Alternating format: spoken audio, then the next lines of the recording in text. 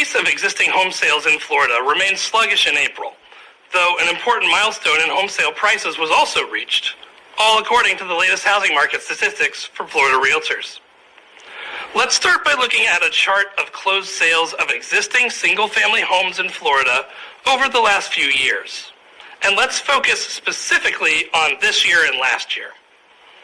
Compared to 1 year ago in April 2022, closed sales were down by a little over 17% this April. That's slightly worse than what we saw in March, when we were down by 15% year over year. But it's still an improvement over February's decline of 21% and significantly better than January's decline of 32.5%. One question we might ask is how April's flash flood event in South Florida impacted the number of closings. To explore that, it might be helpful for us to take a look at this map of the state's 22 metropolitan areas. As one might expect, the most single-family home sales were closed in the state's two largest metros, South Florida and the Tampa Bay area. Despite having only half the population of the South Florida metro, the Tampa Bay area had more single-family home sales in April.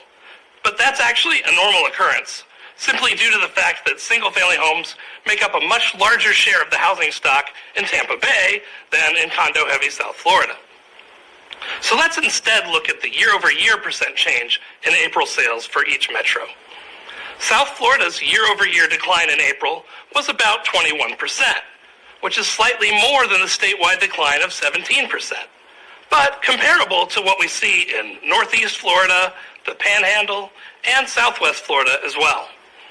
So although real estate activity was almost certainly disrupted in the most affected neighborhoods, the broader South Florida metro did not see a severe impact to closed sales. If anything, this map shows us that year-over-year sales declines are still widespread across all markets in the state.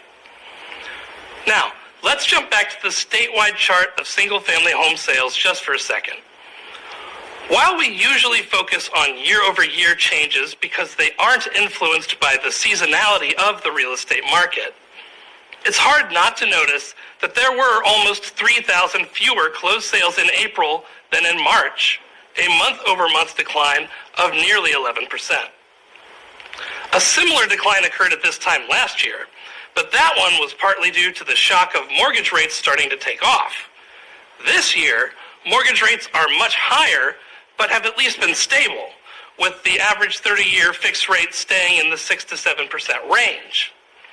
There were 3 fewer business days in April than in March, and that's 13% fewer business days, so that probably had something to do with this decline, but it doesn't fully explain it. Let's focus on the latter half of last year, and let's compare it with the same time period 3 years before in 2019, the last full year before the pandemic. Notice that in each month, there were significantly fewer closed sales in 2022 compared to 2019. That's not surprising given that in late 2022, we faced much higher mortgage rates and home prices, as well as far less inventory. What is a little surprising, though, is what we see when we look at the first quarter of this year compared to 3 years before. Through March of this year, we were actually tracking pretty closely with the number of sales we were seeing in the last 3 months leading up to the pandemic.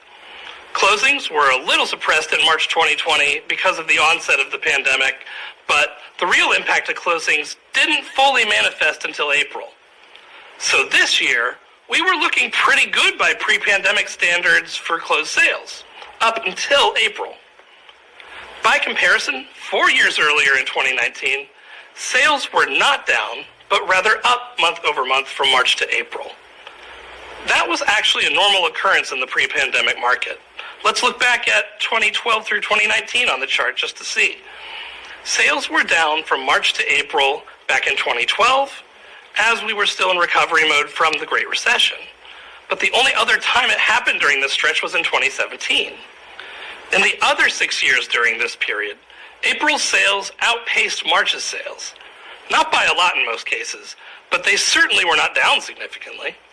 So this will be something to watch over the rest of the spring buying season and into the summer. Will we be trending lower compared to pre-pandemic levels, like we did late last year? Or is this just a temporary blip? It's not a great sign that the number of homes that went under contract in April was also down month over month. But on the other hand, if we look at the count of how many listings were under contract as of the end of April, that was up compared to the end of March, which suggests that the typical time between the contract date and closing date for purchases is rising, and perhaps many of the closed sales that seem to be missing for April are simply coming for May instead. New listings of existing single-family homes for sale were down 20% year over year in April, as many potential sellers continue to find it hard to justify listing their homes when they'd have to face a much higher mortgage rate on their next purchase. As a result, single-family inventory fell on a month-over-month basis for the fifth straight time in April. It still remains over 80% higher than it was at this time a year ago, but is also still well short of pre-pandemic inventory levels. The median price for existing Florida single-family homes in April, meanwhile, was $410,000, which is exactly what it was last April. This brings an end to a very remarkable more than 11-year stretch. That's 135 months to be exact, where the monthly median single-family home sale price in Florida was up on a year-over-year basis. The impact of the higher mortgage rate environment we're in and the scarcity of homes on the market has led to this moderation in home price growth. But the major detrimental impact of this type of environment remains the decline in listings and sales.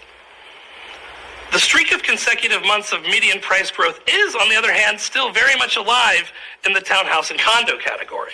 In April, the median price in this category was $325,000, a year-over-year increase of almost 5%. Closed sales for this property type category, meanwhile, were down by almost 27% year-over-year, while new listings declined by 13.5% on the same basis. Townhouse and condo inventory has remained relatively flat so far this year. But just as the case has been on the single-family side, it's much higher than a year ago, and yet still much lower than it was before the pandemic as well. That's about